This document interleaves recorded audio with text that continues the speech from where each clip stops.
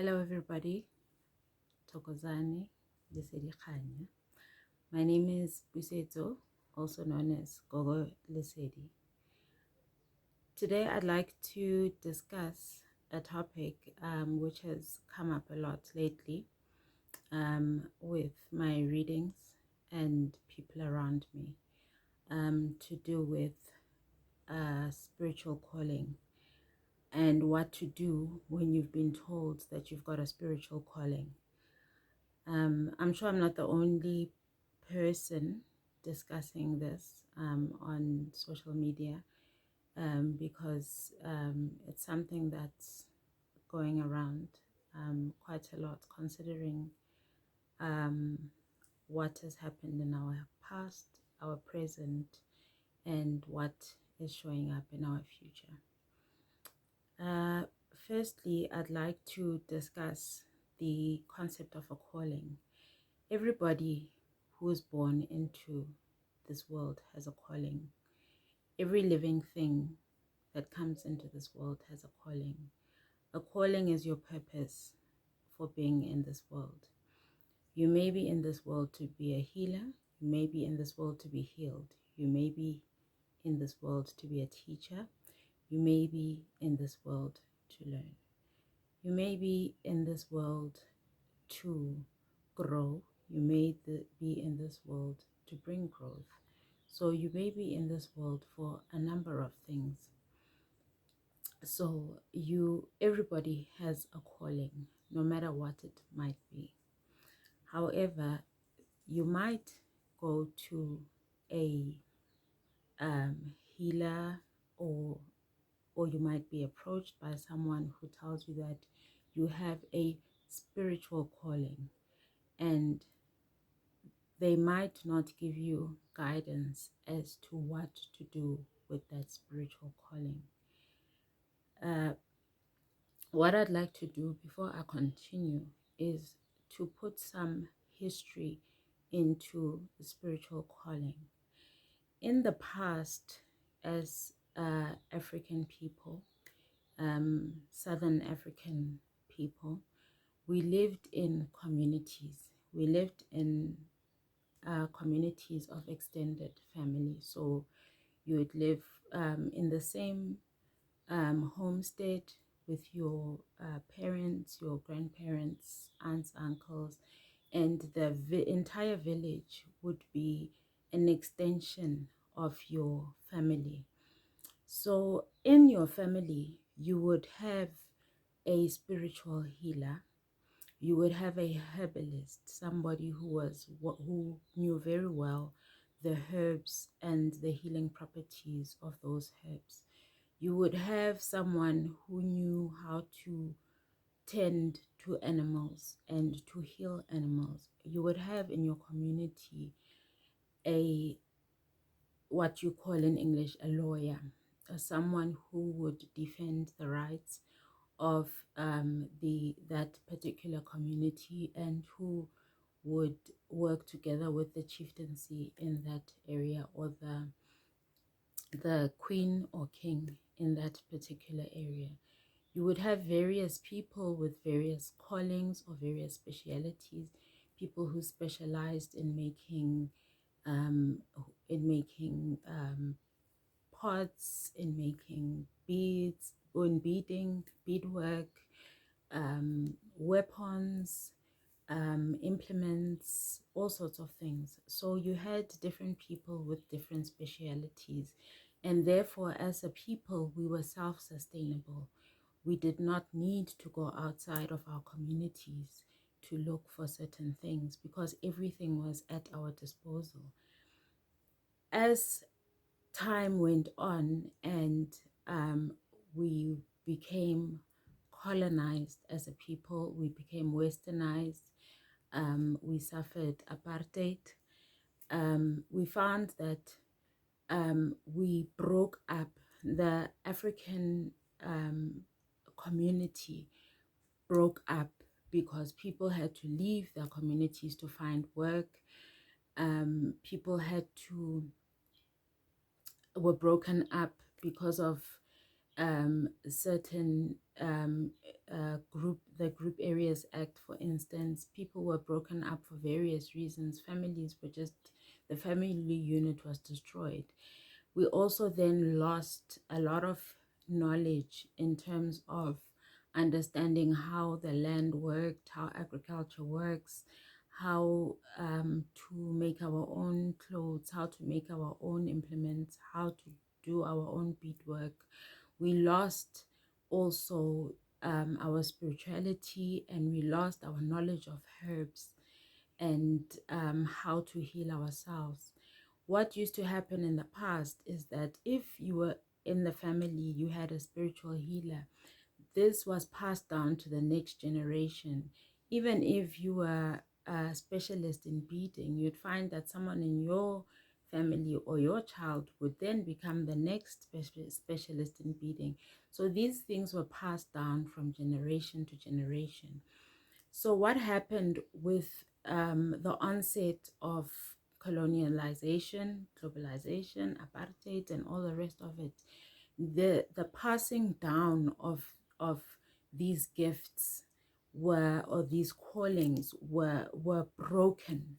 So especially now when we start talking about the spiritual calling, the spiritual calling was meant to be passed down from the next generation to the next generation.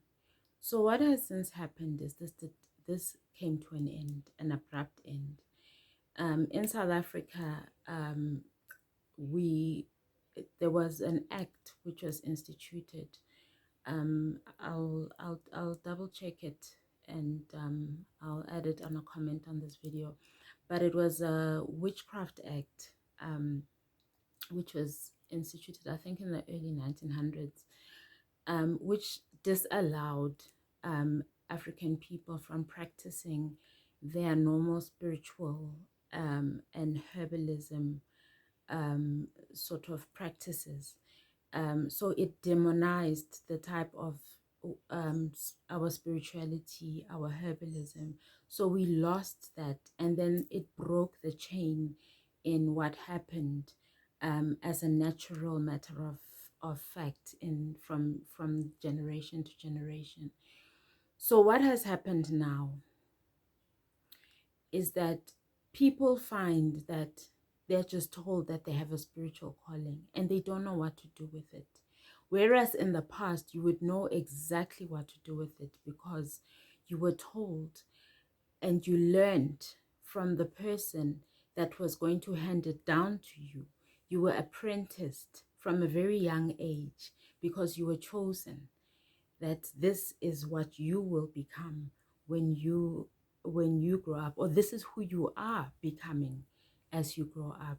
So you were apprenticed, and it was known that this is who you were. So now what is happening is that you're told you have this calling and you have no idea where it comes from, who it comes from, and how to deal with it. The first thing to understand is that the spirits that are awakening when you have this calling are not somewhere up there in a cloud. They are within you. These spirits are your ancestors. Some of them are directly related to you. Some of them have crossed paths with those who are directly related to you. These spirits are within you. So what you need to do is to tap into the within you. You need to tap into them, and they are within you. Similarly, when we talk about God, we have been trained to believe that God is this old white man sitting on a cloud, throwing down lightning and orders and all of this. No. God is a spirit. God is the everything. God is the one thing that connects us all. God has no gender. God supersedes gender. God supersedes race. God supersedes everything. God is everything, and God is you. So God connects you to the spirits within you. God connects you with nature. God connects you with your family. God connects you with everything. So, when you're told that you have a spiritual calling, you need to understand that you're a spiritual being. And therefore, you are the one, the only one who can tap into your spiritual being and your ancestors. And those ancestors will guide you because they are not in the flesh anymore. So you cannot go to them and ask them, Gogo, Mkulu, Ndatemoholo, Koko, Koko, what must I do? Grandmother, grandfather, what must I do? You cannot ask them. But you cannot ask them in the flesh, but you can ask them in spirit. How do we do that? There are different ways of connecting with your, your ancestors. We connect with God and we connect with ancestors in different ways. When we connect with God, we pray to God. Normally, when we pray to God, we set our intentions, and you set your intention, a direct intention, and you ask God for that intention, and you're very clear with God that this intention is what I want, and you need to believe that this intention has transpired once you have set that intention. Praying is a personal, it's a very personal thing. So different people do it in different ways. Some people light a candle, some people kneel down, some people use a rosary, some people use praying beads. It's a personal preference. When we tap into our ancestors, we use different ways. For me, what I've come to realize is that the most powerful tool to tap into your ancestors are the natural elements, which include soil, fire, and water, and air, obviously. So, water. Water is extremely powerful. If you have access to moving water, so if you've got access to the ocean, if you've got access to a river or a spring or a stream, if you go there and you in a calm environment and you sit down, you take with you a couple of coins, just 3 2 rand coins, 5 rand coins. You take with you some mpepo, which is like similar to your sage. It's a African incense, your mpepo. Or you take some snuff. But the main thing is to take yourself, and you take yourself there, and you speak, and you speak, and you speak. You just speak to your ancestors, and you tell them that I have been told that I have this calling and I don't know what to do. Please guide me. And you call your ancestors by name.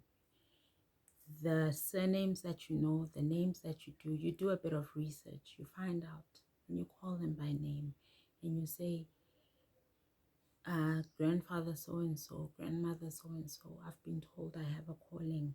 What must I do? Guide me. Come visit me in my dreams, visit me in my visions, give me a sign, guide me. And once you've done that, you need to be open to whatever signs, visions, dreams that come your way.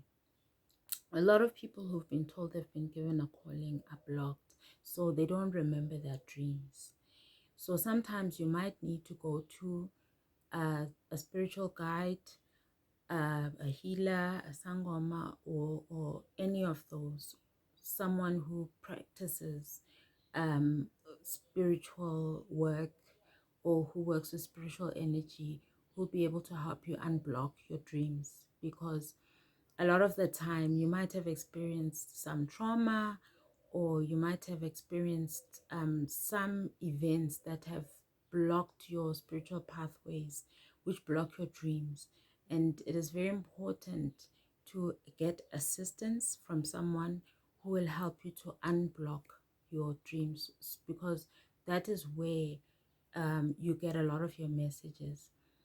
Your dreams, how you know when you've received a message, is normally the messages come once all the nonsense of the day has happened in your dreams. So normally, say you go to bed at 10, between 10 and 2 in the morning, your brain is processing all the stuff, your subconscious and your dream and your conscious mind are processing everything that's happened during the day. So there'll be a lot of stuff happening. At around 3 in the morning, things are at their calmest, and that's when you start your brain starts to almost cleanse. So it opens up, and that's where your spiritual um I don't know how to articulate it, but that's where spirit gets a moment to come through between 3 and about 6 in the morning. That's where spirit gets time to come through and send you messages. And the messages are always very vivid. They're very clear. Those dreams, you'll never ever forget the dream. The dream is vivid, it is detailed, and you don't forget it. And it might be preceded by a little bit of nonsense, and there might be a bit of nonsense at the end, but in the middle there's a piece of dream that you don't forget, and it's very clear. And that's where your messages come. So it's you go to your water source, or sometimes another powerful thing. I spoke about the earth, soil. A lot of times we use antils, and antils are very powerful. But normally you'd have to go with your healer, someone who knows how to work with antils, um, because you are able to call your ancestors to that anthill, and you are able to perform a certain ceremony there and call your ancestors there, and lay out all your troubles into that anthill, and walk away from it, and you don't look back. And after a couple of days, there are a lot of shifts that start happening, and a lot of things start moving around, and you start noticing a lot of things spiritually and in your dreams, and just things that start moving around. And an antil is a very powerful way of tapping into your ancestors, your angels, your spirit guides. So I spoke about soil, I spoke about water, fire, candles. Candles are another powerful tool when you speak to your ancestors. You can light a candle. White, as a start, is the best. A white candle is the best. You can light 1, you can light 3. It's up to you. And when you light your candle, you just kneel down or sit down and you speak to your ancestors. A lot of the time, we call it hopasa or ukupahla, where you just clap your hands like this, and you just call your ancestors, and you just talk to them like this, and you just say whatever's on your mind, and you just have a conversation with them, and you just tell them how you feel, and you tell them what you want, and you ask them to guide you, and you ask them to visit you, and you ask them to talk to you, and you tell them that you've been told that you've got a calling and you don't know what to do with it, and they will guide you. So we spoke about the 3, fire, water, and soil. And then there's air, the wind. the wind or the air, it's basically about you just taking time. In our busy lives, we don't take time to go outside, and to go outside at key moments. The time between 3 and 6 in the morning is the quietest and stillest time of the day, especially at 3 in the morning. But if that's too early or not safe, between 3 and 6 in the morning, it's the stillest time of day. If you can go out and just get some of that air in, and just for 5 minutes, just even if you do it silently, just talk to yourself, talk to your spirit, talk to God, just talk. And I think at the end of the day, like I said, everything is inside of you. You have all the tools you need. We have just been untaught that we have the tools. So we need to reteach ourselves that we have the tools that we need to heal ourselves, to communicate with God, to communicate with our ancestors or our spirit guides or our angels. We have all the tools we need. We just need to learn or to relearn how to use them. So there are a number of people on Instagram, on YouTube, who are doing great work. There's also Gogo Online, I think .co.za.